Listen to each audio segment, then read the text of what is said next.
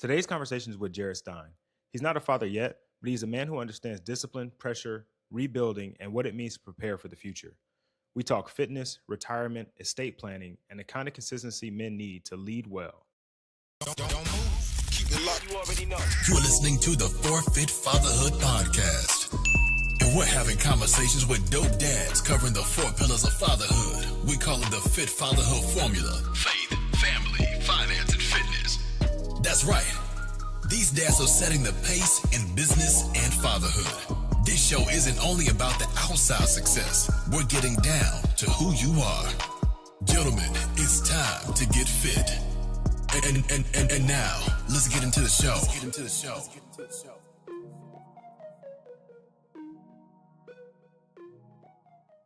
All right. Welcome back to the Fit Fatherhood Podcast, a podcast for fathers by fathers. We're talking about the 4 pillars of fatherhood, which are faith, family, finance, and fitness. And my guest today isn't actually a father. And we've done this before because I feel like that, being a father obviously, resonates with the majority of the audience, but we're also men and we're men first, right? And a lot of us are husbands. We're husbands first, and we're bosses. We're employees. We experience the world the same way. We have the same kind of weight on our shoulders. And so talking to another guy, besides just bouncing ideas around our own brain, can be extremely helpful to hear things from a different lens. Maybe something sparks, a fire within us to go out and approach the world in a different way. So my guest today is Jared Stein. Jared, how you doing, brother? Great, man. How are you? I'm doing well, man. I'm doing well. We talked a little bit pre-pod. You got your workout in already, which is something I advise the guys as much as possible. If you can get up and get it in early, not everybody's schedule fits that, but if you can put yourself first, kind of like taking care of yourself first thing in the morning, I think is the best time to do it. And I actually just finished mine up, so I'm probably going to be sweating through this one. This hoodie is unforgiving right now. It's cold everywhere but here right now.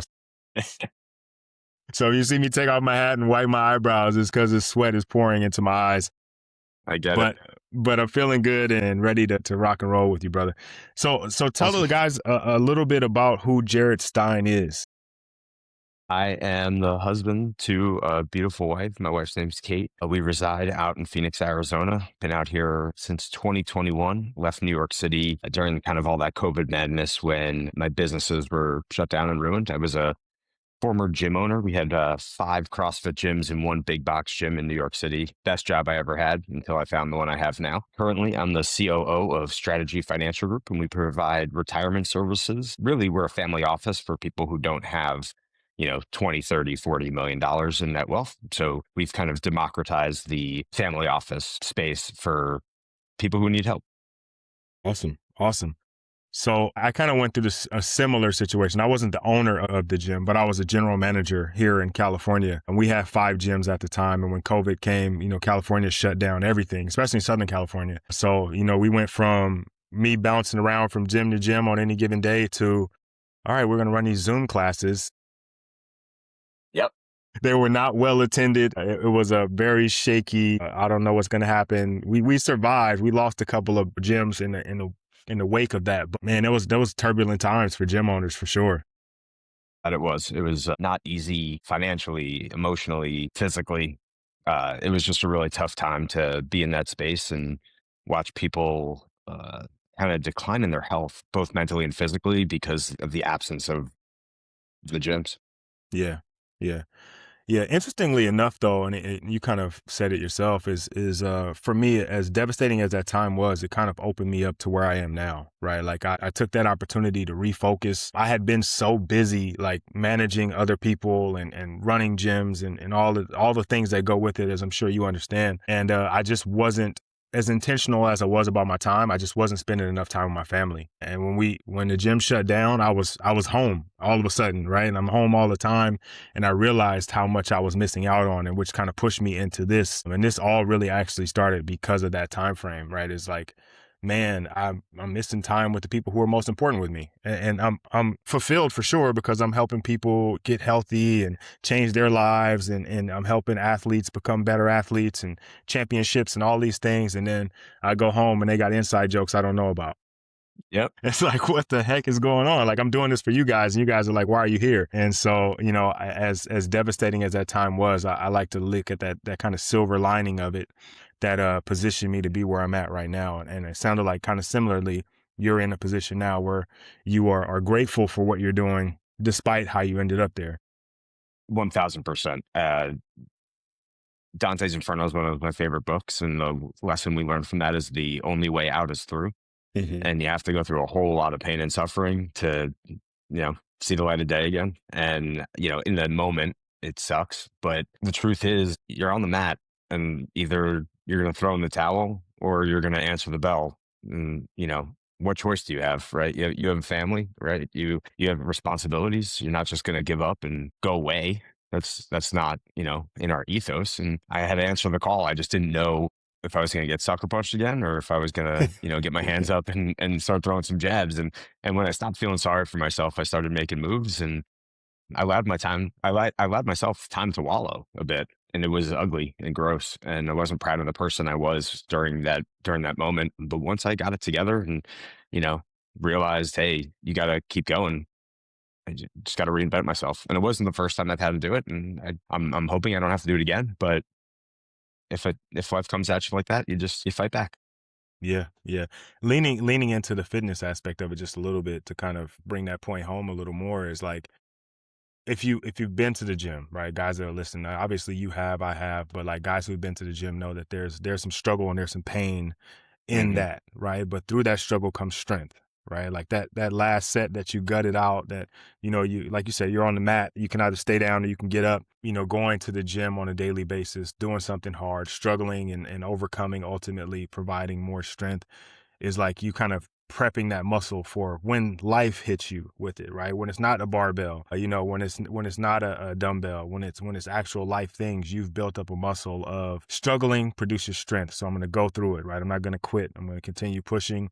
And you find it's very funny. You find on the other side more energy, right? Like more Yeah. ability, and when you get back up, you find that you have a little bit more umph to you, right? 1000%. And, whether I'm a CrossFit guy, and whether you're a strength and conditioning guy, power lift, or whatever the sport or, variety of fitness you're doing is, you're building capacity in some domain or another. And that capacity is transferable.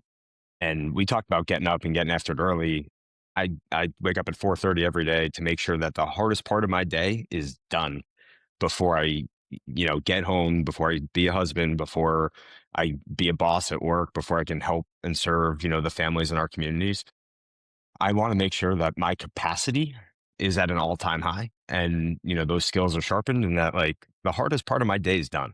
And whatever is going to get thrown at me is not going to put me in zone 4. It's not going to make me feel like I'm about to, throw up in the bucket. It's not going to make me, on the floor, wailing. So, I think we learn a lot of lessons from the gym or from sport in general. And, tenacity is part of it, but, building that capacity to handle anything is made in that gym. It's not made in the office. Yeah, yeah.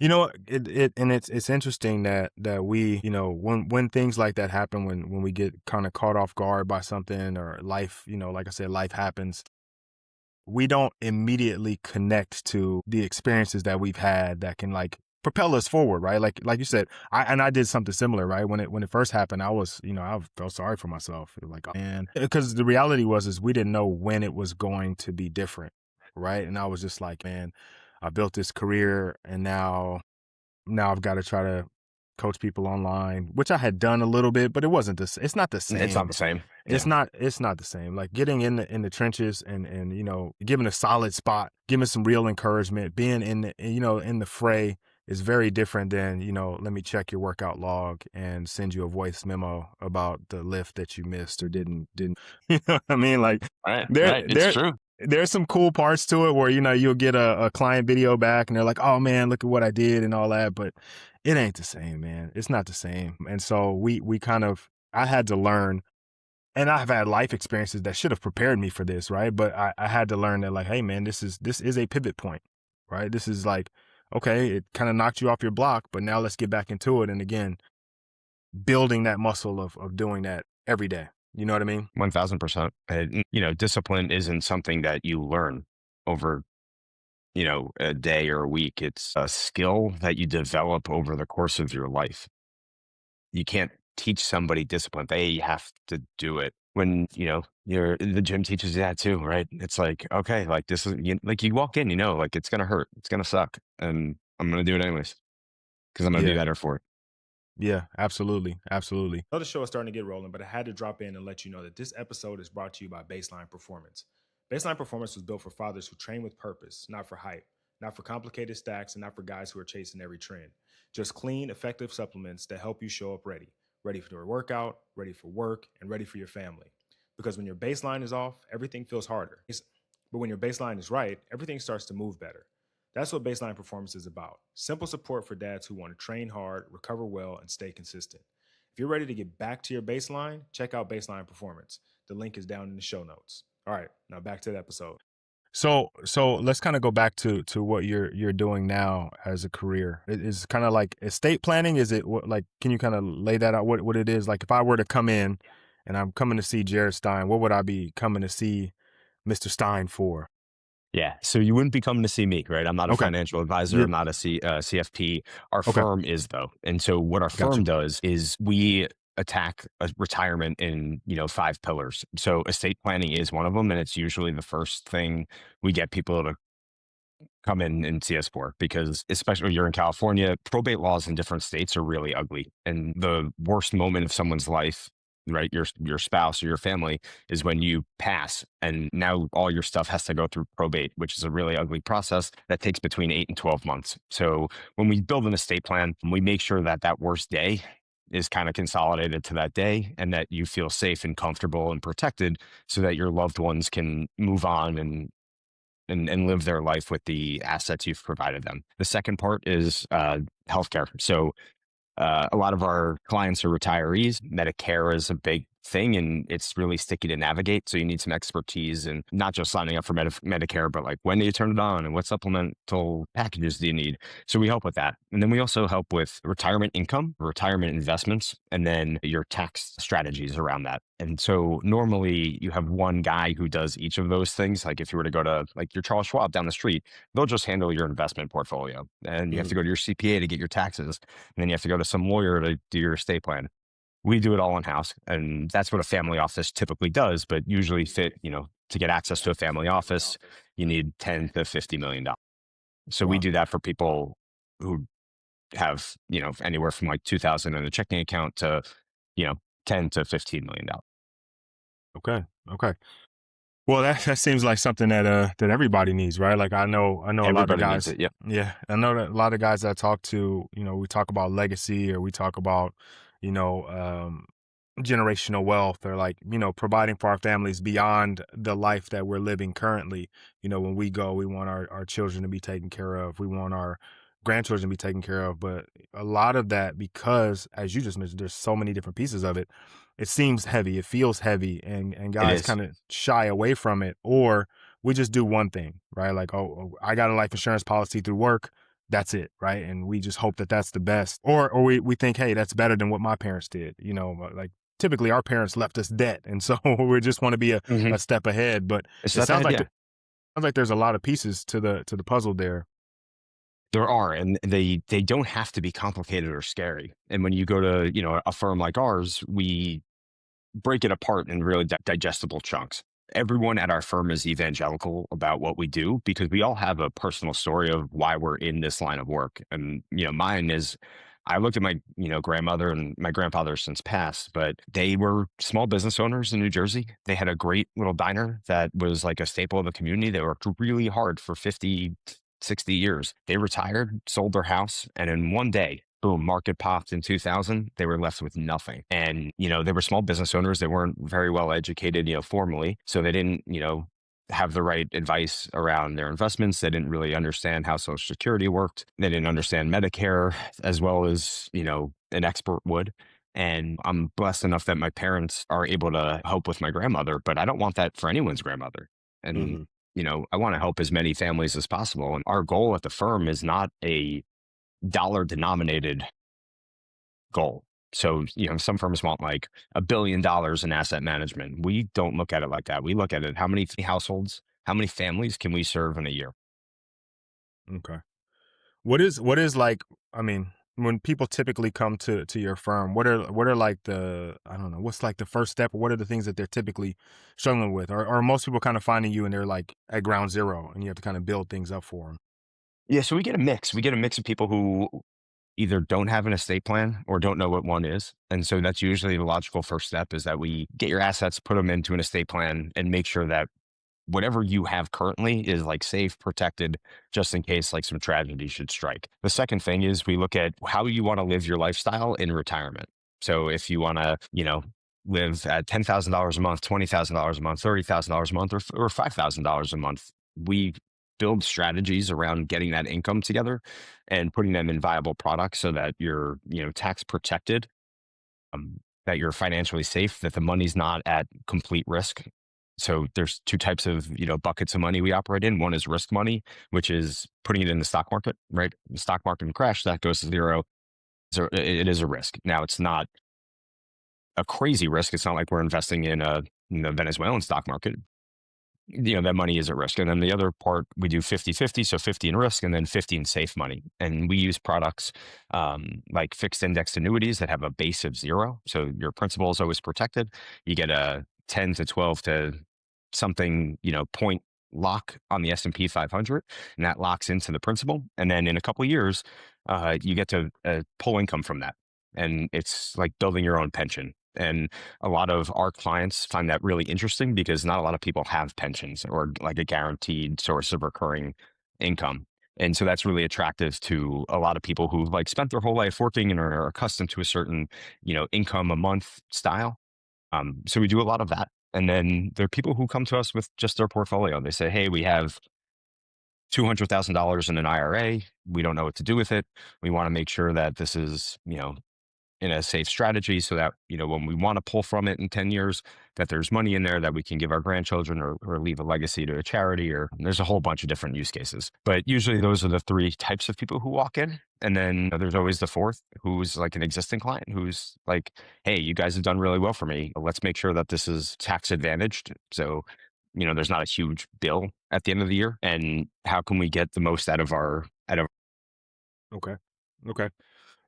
Can we go back to estate? When you say estate planning, is that like a trust, a will, or is it something else? Like what is Yeah, that? it's great. It's a great question. So there's a will is a pretty much a piece of paper that just says, I decree my assets to you at the point of my death. It's legally binding, but it has to go through the probate process. An estate plan usually consists of two things. It's either a revocable trust or irrevocable trust. And a trust is just a legal entity that holds those assets so that it's protected from probate. And it almost acts like a company. So let's call it the Jared Stein LLC is the trust. And then at the time of my passing, who I choose as the trustee gets to dish out those assets, and it's shielded from probate. And each state has a different probate level. And so, if you own your house in Arizona, where we live, Arizona probates at $300,000. So if you have equity in your house is like subject to probate, and so is the rest of your stuff. So for us, it's easy to get people who've owned their home for 20 years. They probably bought it for $100,000 20 years ago. Now it's worth $1 million. They're going to be subject to probate if they don't put the house in the trust. So it's really a very easy thing to do because it avoids a lot of we call them the death tax, right? The estate tax. And it makes things much smoother so that, you don't have to send in death certificates to the county clerk office, and you don't have to wait 9 months for some probate judge to say, okay, you can have your things now. Gotcha. What's the difference between revocable and irrevocable? Those are just like rules around when you can access it and who has access to it. So a revocable trust means that you're just alive, like you and your wife would put a trust together and you're both alive and you can add to it or take things out of it as your trustees. Got you. Okay. Okay. All right. So it sounds like highly suggest getting a trust. For everybody at every asset level across the country. Okay. All right. So fellas, number one, get a trust. If you don't already have one, that's number one. All right. So Yeah. we got a trust now. We got we put our house in it. Mhm. What are some other things other than the house that we can put in it? You would put in your 401ks, your IRAs, any investment accounts you have, your bank accounts. pretty much every tangible asset you have, your cars. If you like, let's say you love your cars and you have a 67, Chevy, right? And that's your baby. You put that, you would deed the car to the trust so that your sons could have it after you passed and it doesn't have to go through probate. So if you're leasing your car, you can't do something like that. But if you own your car, you should. Okay. Got you. Got you. All right. So anything that I wanna pass down or protect goes into the trust. Yeah. So Okay. house, investment accounts, bank accounts, cars, boats, gym equipment, you can put anything in it. Okay. All right. Perfect. Perfect. So all the things that I think are cool that I want to keep and pass down to my kids, Yeah. or I just Anything you want to. want your kids to have.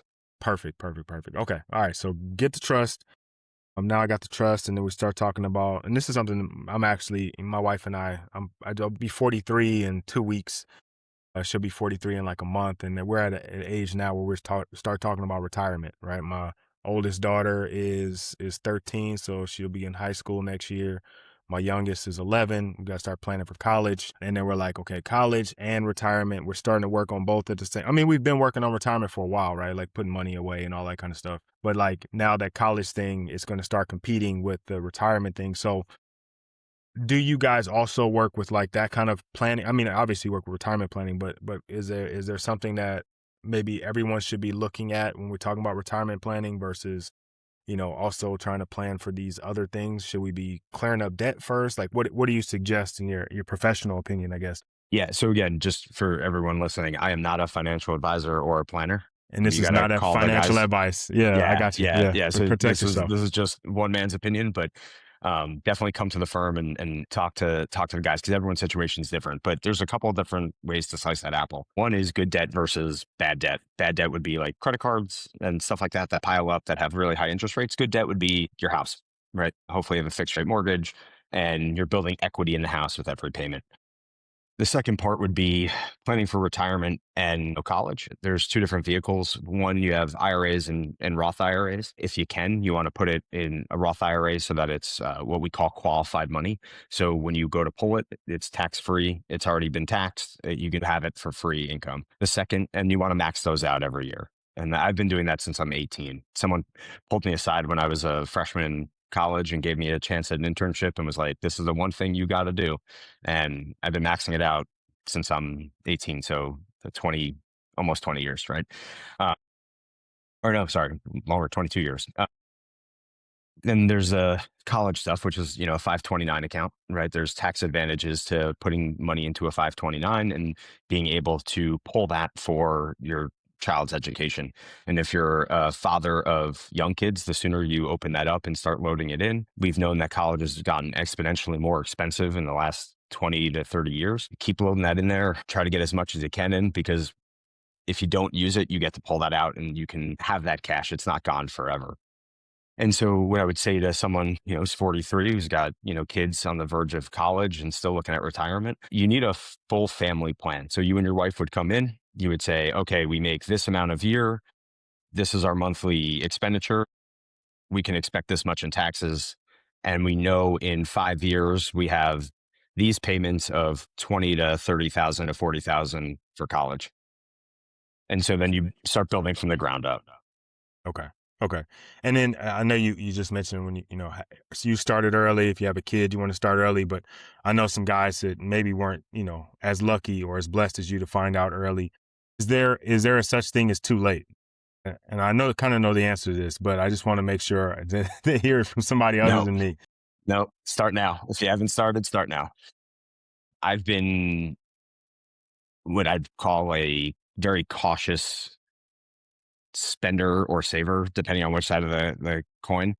I've always lived by the rule of my rent. It was never more than 25% of my monthly income. And so I've held that to my mortgage as well. And I've always socked away 25% of my paycheck. So in savings. So I can live, I should be able to live and do the things I want to do on 50% of my monthly income. So we need to get to that number or something similar, right? Like if Or we something can, similar. Yeah. we figure out how we work that down or what it is we need to do. And it may not Yeah. happen right away, right? Right, right. And everyone's situation is different, right? You have kids and they cost a lot of money. So maybe saving 25% is not a real thing. Right. But if you save 5% or 10%, it's better than zero.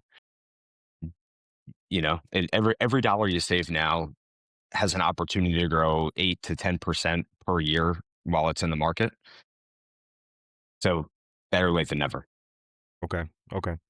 Let's shift gears a little bit. Let's talk fitness. We got some finance stuff Yeah. out of the way. Let's get into fitness. So we talked a little bit about, those kind of early hours of getting the workouts in, and you're a CrossFit guy. Have you dabbled in other because you mentioned, like, strength and conditioning or things like that. Other than CrossFit, have you done some other stuff? Or have Yeah. you been I did MMA for a long time when I was in my youth, right? So from like 17 to 25, I really loved doing mixed martial arts and all the disciplines that came with that. That was really great. I've tried to do some powerlifting and some endurance stuff. I've tried my hand at cycling and swimming, but the ultimate peak, like the pinnacle of like the CrossFit methodology is sport. I like to go do the sports, right? So if it's all right, we're going to go golfing. Like, I want to be fit enough to go golf. If we're going to hike, I want to be fit enough to, put a ruck on and get up the mountain. Up until a couple of years ago, I was playing softball 4 nights a week. And, that was like a bunch of fun too, right? I just want to be fit enough to do all the things in life that I want to do. Yeah, awesome. My brother and sister-in-law are really into CrossFit. She's actually gonna hopefully be competing in the games this year. We'll see how that goes. Well, that's awesome. Yeah, she's coming off a back injury last year, and then a baby the year before. So she's working her way back into it, but she's a beast. Like, it's embarrassing. I get it. You know what I Yeah. mean? Like, come on, Tracy, take it easy. No, I don't want to go work out with you guys. Like, get out of here. Like, you're just gonna Yeah. show out. I don't want that. Like, Yeah. They're yeah, just get out fit of here. people. Yeah, yeah, yeah. She's an animal. He is too. He is too. But she makes us both look bad. You know what? My wife and I, we CrossFitted a million years ago. I want to say it was like 2007 to like maybe 2009. Yeah. Early days. Yeah. Out here in Pasadena. And what I loved about it was the family feel, Hmm. like you go into the box and it's like everybody knew everybody. Everybody had a similar like we were all going to struggle through this workout. Like, there's some people who were phenomenal athletes and they were getting crushed and I'm getting crushed and we're all in it together. And I think that was one of the things that like kind of made it explode, right? Is because there's that shared experience of we're all in this together. Whatever's on the whiteboard today is out to get us all, and we gotta fight to survive together. Um, and I think that kind of ideology or that thought process is important for men to understand, is that we're all going to be faced with kind of the similar things in society. Like, we're all at different stages of life and different scenarios. And so it may affect us in different ways. Like, I'm a father, you're not, but we're in the same world, right? We're dealing with the same situations. All the same things are affecting us because at the core of it, we're just men. Right. But can you kind of talk a little bit about like how you're getting or maybe keeping fitness kind of a priority in your day, and how you kind of work that out? Yeah. So I've been in the gym since my mom used to teach like Pilates and Zumba and TRX and step and you name the class she taught at the local gym. So I got introduced to the gym kind of as like a babysitter when I was 12, 13 years old. And, a guy took me under his wing. He was like, "Hey man, you're a little young to be here. Let's leave the weights on the side. And you're going to hang on the pull-up bar until you can do, 3 strict pull-ups." And that's all I did every day. And I would just hang on that bar. And he taught me how to do pull-ups and move my body in a safe way. And it was like a really cool feeling of community. And everyone was behind me. And there were like these big dudes that were like cheering me, a 13-year-old, on for getting a pull-up. And I was like, that's awesome. Like, this is so cool. And that cascaded, like, it was just a really good energy and it made me feel really good. So I always wanted to be in there. And as I went through high school sports and college sports, I really loved the training more than I loved the game. And it was kind of wild, right? I liked practicing more than I liked being on the field doing the thing. And that's when I realized, like, I really just like being in the gym. This is a lot of fun for me. I like the people around me. I like the people that I'm doing this with. And I like the results that I'm getting, like the way my body feels. And I know that after working out for a better part of 30 years is that if I don't take care of myself first, first thing in the morning before my other responsibilities, I'm not going to feel good. I'm not going to have the right energy with the people around me. I'm not going to show up great, for my wife. I'm going to be cranky, and I need that. As men, we need that like release, that energy, like to get out, and you have to put that energy somewhere. And for me, that's the gym, and I always found solace in that. When I got shown CrossFit.com in 2008. I didn't know what it was. It looked like a really short workout. And I was like, Yeah. what is this? And so like we would do it and it was awesome. And we had so much fun. And then I was like, okay, what's next? And then we'd, do a lifting piece and more, traditional strength and conditioning. Mhm. And what I always craved was that feeling of camaraderie at the end of it, being like, wow, that was really hard. And wow, we really did that together. And cool, like now we're better for it. And we're going to do it again tomorrow. And when I finally found myself in a CrossFit gym in 2009, it was like the first time I walked into like an actual affiliate. Everyone knew everyone's name. Everyone was doing that same workout that you were talking Mhm. about. At the end of it, everyone's doing like I'm laying on the floor, wiped out, and people are like, "High fives, good job! Like that was awesome. Let's talk about it." And we'll walk back. I know you live on the east side, so let's walk back that way and we'll grab a coffee. I was like, I've been here for 10 minutes. Like this is Yeah. cool. Like you guys just like me because we're doing the same thing. Like, and you get to foster those relationships. And so as that evolved, you get addicted to that feeling of, hey, I know this is going to suck, but I know I'm going to feel better afterwards. So like you're chasing that, I'm going to feel better afterwards. And even when you're having a bad day, like today, I wasn't the best I've ever been in the gym today. I had a 30-minute piece. Could I have performed better? 100%. And I just, I listened to my body. I'm getting up there in age. I'm almost 40. And I was like, okay, I'm just going to dial it back a little bit, but I'm still going to feel good afterwards. I'm injury free. And I got to see all my buddies. Like all my friends were at the gym today. And I was so happy to see them. And it didn't matter that like I just suffered for 30 minutes. We're gonna talk about it. We're gonna hang out. I'm gonna feel good. I got, driving home. I'm just like, wow, that was awesome. And and you get addicted to that feeling. And it's something that I've always prioritized because I like that feeling. And I'm going to continue to prioritize that because one, I know it's good for me. And, so that's helpful. But two, selfishly, I like the way it makes me feel. And, three is the vanity. It's like, yeah, I like having muscles and I like being able to carry the groceries out of the car for my wife or, move the big package that she got from Amazon inside the house. Or, today she had me rearrange some pool furniture. I'm like, yeah, I can do these things because I'm fit enough to do that. I'm fit enough to take life on. Yeah, yeah. I think that that's a really, really important part to kind of lean into is that the stuff you're doing in the gym, it isn't for the gym, right? It's for No. life, right? Like Yeah. it just makes life easier, right? As sitting down and standing up becomes a lot easier when you're in the gym, right? Moving the furniture, that list of things your wife has you doing is not going to put you underneath the bed for the next Right. week, right? Like you just feel better about everything that you're doing. And I think that's important because a lot of people will shy away from going to the gym because, oh, I'm gonna be so sore. Or it's just that mindset of I'm not ready yet, right? Like, oh, I need to start working out, but I'm not ready to work out, you know? Or they do, but they go, 2 hour. I'm going double days. I'm get up early, I'm gonna go do this, and then in the evening I'm gonna do that. And before you know it, they burn out. And I think it's really important what you said is like today isn't going to be, or it may not be the best possible day that I've had at the gym. Like there's for sure times where I went in and I was way better, but I listened to my body. I went in, I got some movement, and at the end of the day, I feel better for it. And that's what it's all about. Yeah. And I think people put too much pressure on themselves to perform in general, right? So if you're, new to the gym or new to fitness, the expectation isn't that you go grab the 100-pound dumbbells. Everyone starts on the left side of the rack. You're grabbing the fives. And everyone in the gym knows that. And no one cares. The only one who cares is you, right? And so, like, is it cool that I can do ring muscle ups and, back squat 500 pounds? Yeah, I think it's cool. But, like, does anyone really care? Not really. No, no, yeah, No. But, like, on the days where, like, I got to pick up something really heavy, I'm, like, really glad that I have the capacity to do that. right, yeah, yeah. Because the other side of that is like the Amazon package comes and you're like, I'm stuck. hey, yeah, can you can you help me come move this? Yeah.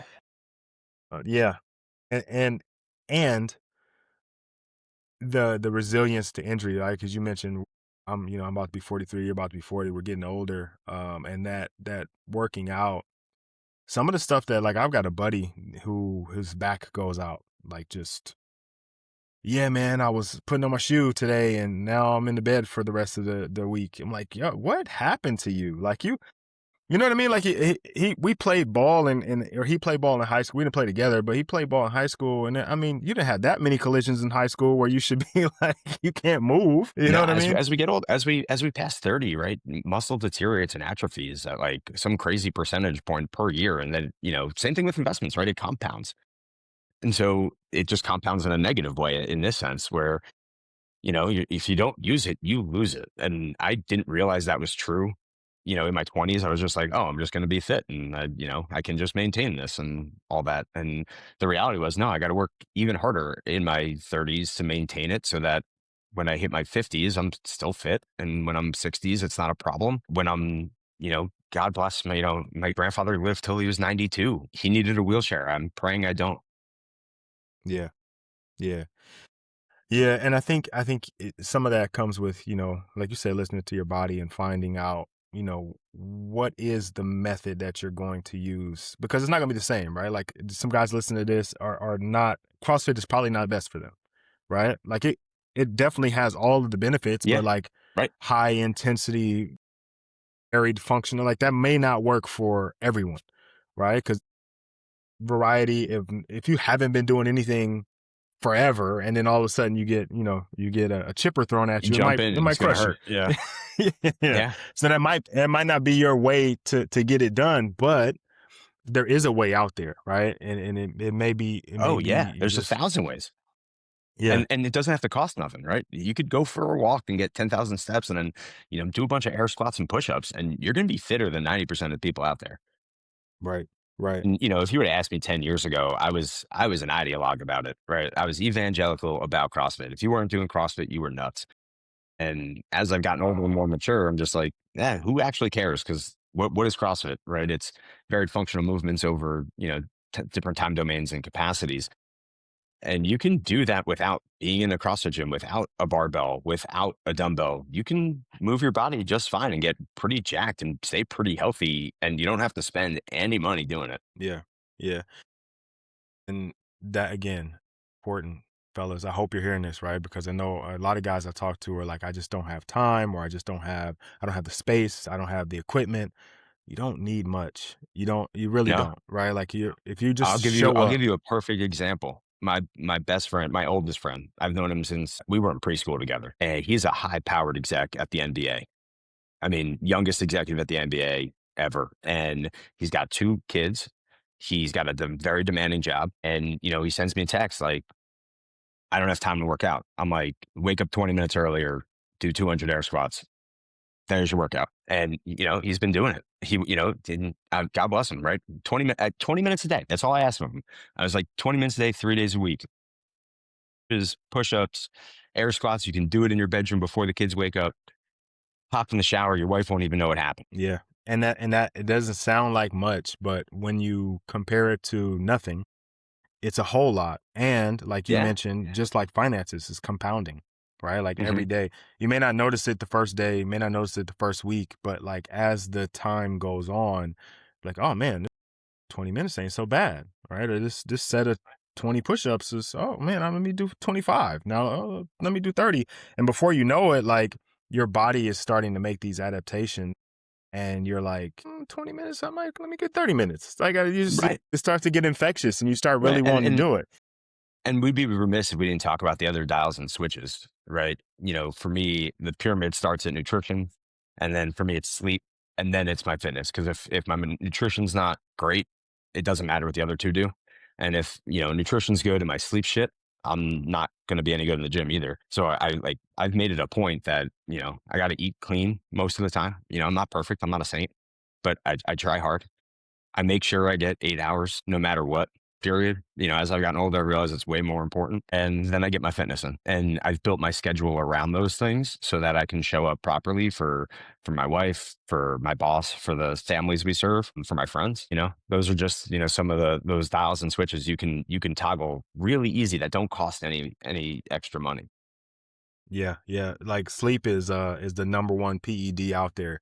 If you can figure Mhm. out how to get, structure your life in a way that you can get 8 to 10 hours of sleep, it is amazing what it does for literally everything else. And nutrition is the same way, right? Like if you eat like crap, you feel like crap. It's not you are what you eat in the sense that it was in the 90s. It's like you don't eat well, you don't feel well. That's the you are what you eat, right? And so you got to fuel your bodies again, especially as we get older.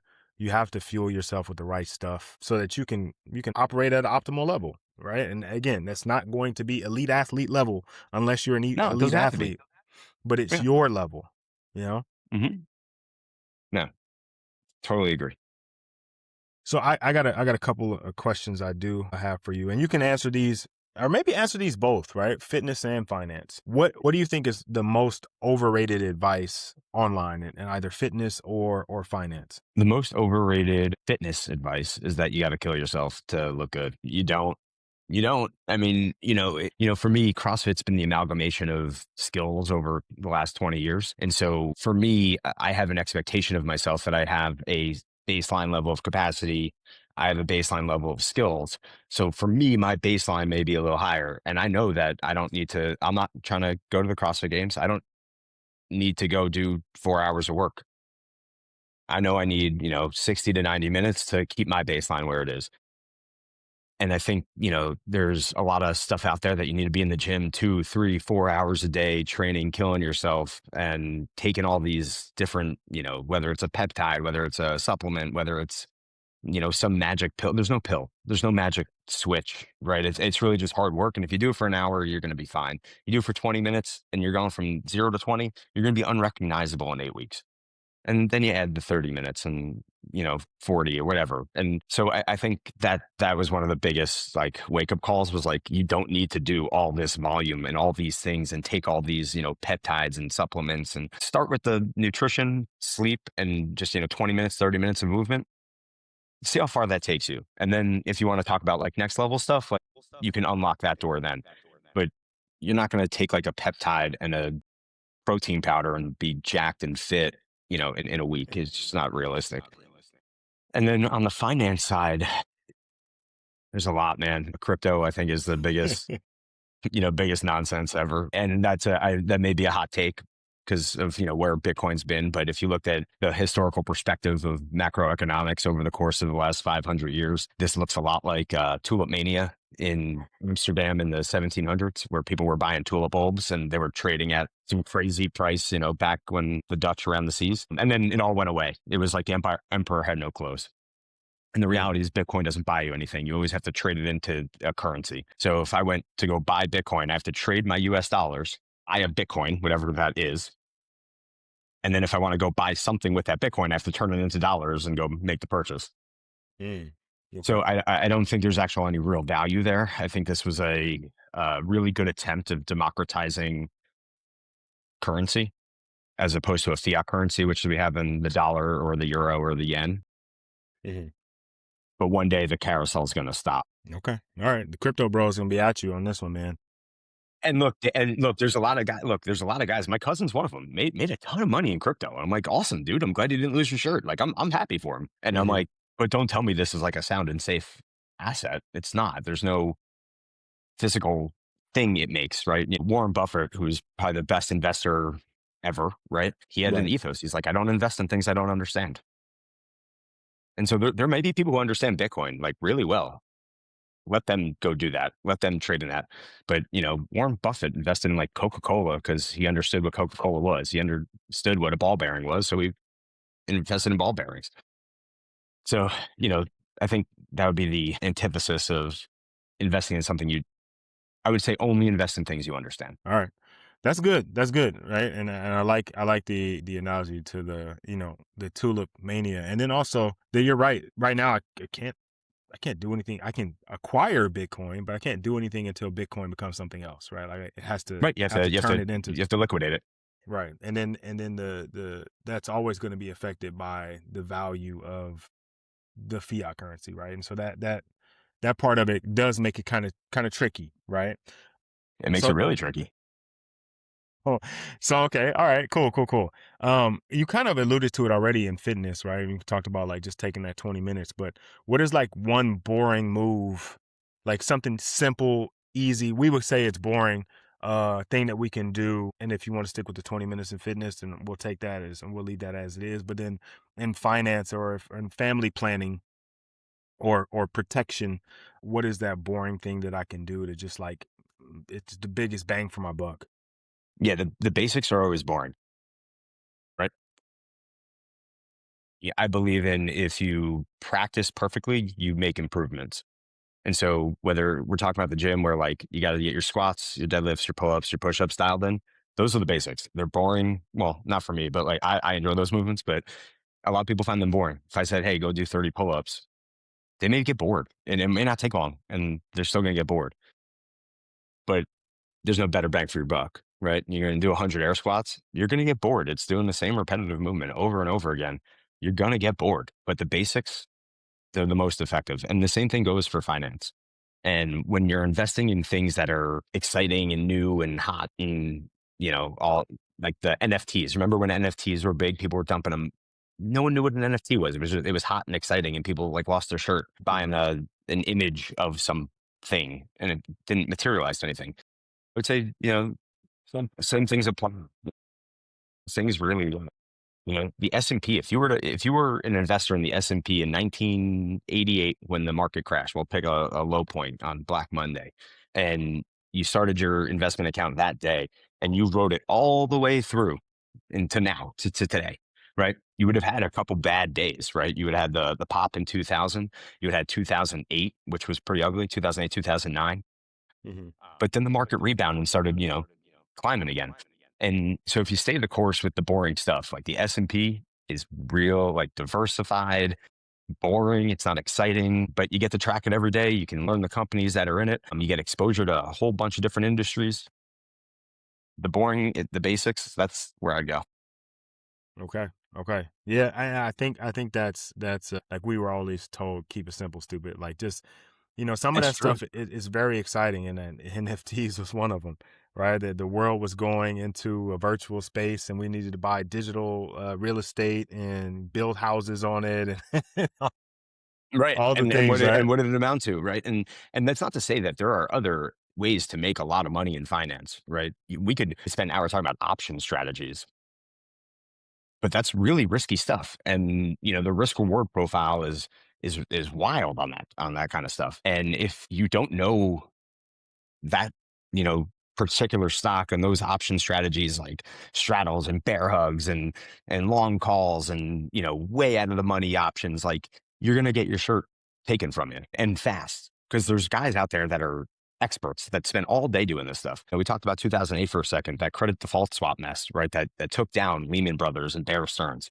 right? Those are really smart dudes, like literal rocket scientists designed that Mhm. stuff and were trading that stuff. And then it got democratized and people were, bundling mortgages and they were selling out the door to retail investors who didn't know what they were looking at. Market went kaboom. Yeah, yeah. Yeah, so keep it boring, fellas. Get your 100 air squats in. Save, put 25% in. Like do all the things, right? Max out your IRA, do all those things because uh you can be risky with some portion of it, right? Like just Yeah. if you want the fun and the excitement, like you can definitely go just your first day working out, you're gonna decide that you're gonna run a marathon. You can definitely go like you go Yeah. balls to the Yeah. wall if that's what you Yeah. want. Have at it. Yeah. That's a part of it too, right? Like there is some part of it where yes, we do want to just do the boring things and they're consistent, but there's kind of like that flow chart, right? Where it's got to be enough to challenge you so that you want to do it, but it can't be too challenging where it crushes you or kills you, right? Like it's got to be somewhere in that midpoint for you to stay consistent or to find that like inspiration and motivation to do it consistently. But if you just want to get the result, just keep it boring. Like, Keep it boring. Master the basics. yeah.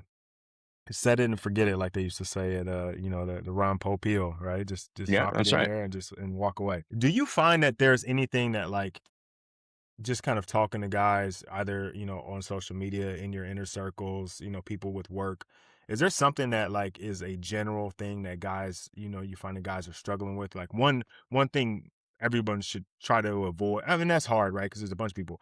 But like something that kind of comes up often that, let's just avoid that and it fixes most of our problems, or include that and it fixes most of our problems? I said the exclude list is easy. Exclude booze, right? The more as I've gotten older, the more and more of my friends stop drinking, and they just feel better because it affects your sleep, it affects your mood, affects how you show up the next day.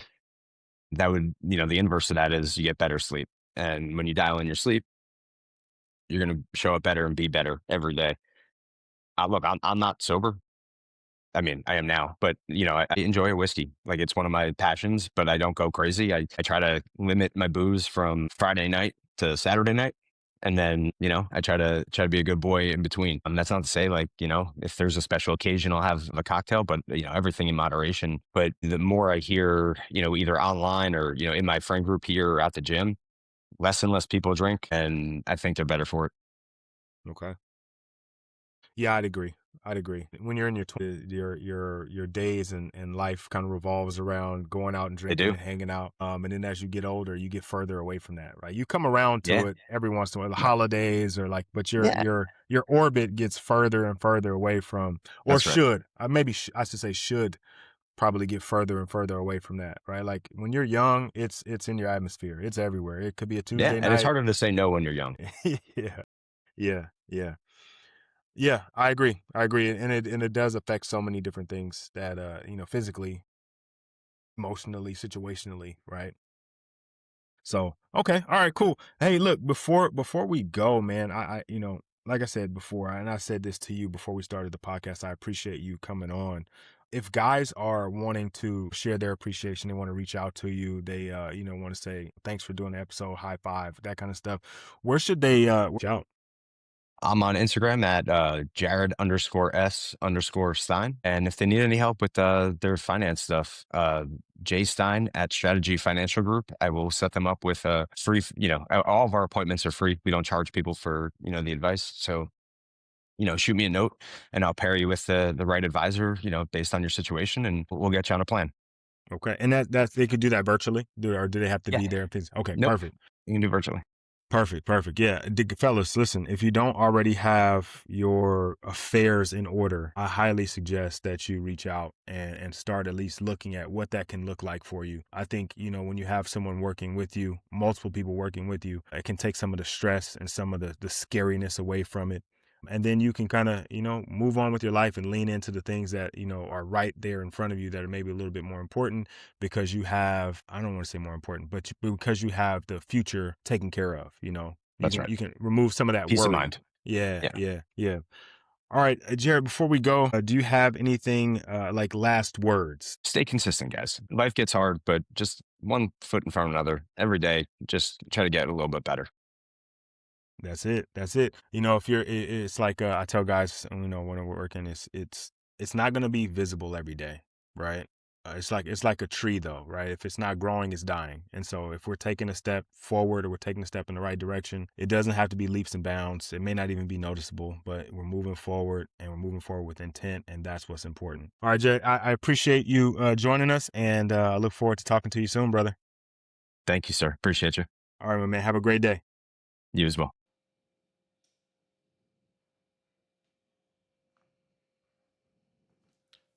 All right, that's it, fellas.